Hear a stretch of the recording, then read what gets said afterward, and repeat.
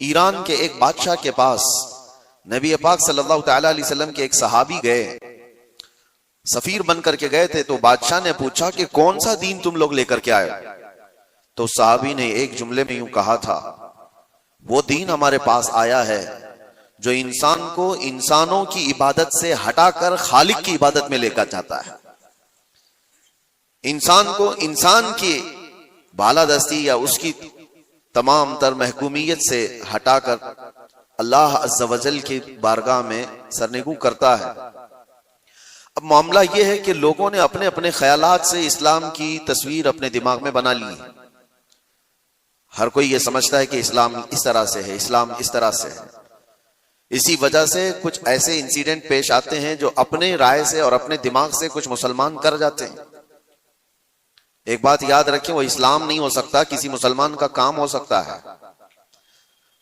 اسلام وہی ہے جو رسول اللہ صلی اللہ تعالی علیہ وسلم سے ثابت ہو اور ان کے صحابہ نے کر کے دکھایا، وہی اسلام ہے.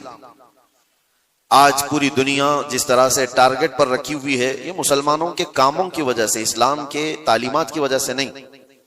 کاش اگر وہ اسلام کی سچائیوں کو پڑھے ہوتے تو انہیں اندازہ ہوتا کہ اسلام یہ ہے نہیں، لیکن یہ کام جو ہو رہا ہے یہ کس کے تھرو ہو رہا ہے. جو ظلم، جو فساد، جو فتنہ پوری دنیا میں مچایا جا رہا ہے، اگر وہ کسی ویکتی کے ذریعے سے، کسی انسان کے ذریعے سے ہے تو یہ اس کا عمل ہے، اس کے دین کا نہیں، کیونکہ وہ دین کا ٹھیکیدار نہیں.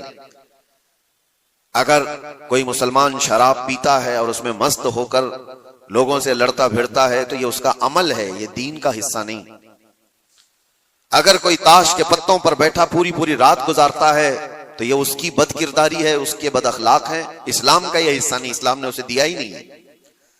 کوئی نوجوان آوارہ بگڑا ہوا لڑکیوں کی طرف غلط نظریں مارتا ہے اور پاک باز خواتین کی زندگی کے لیے وہ دشوار بن گیا ہے تو وہ شیطان ہے، وہ اسلامی حصہ نہیں ہے. اسلام کی تعلیمات میں یہ نہیں ہے. رب تبارک و تعالیٰ نے جو دین ہمیں عطا فرمایا رسول اللہ صلی اللہ علیہ وسلم کے ذریعے سے، وہ اتنا پاک ہے، اتنا پاک ہے کہ اس پوری کائنات میں اسلام آیا ہی ہے فتنہ اور فساد اور ہر برائی کو ختم کرنے کے لیے.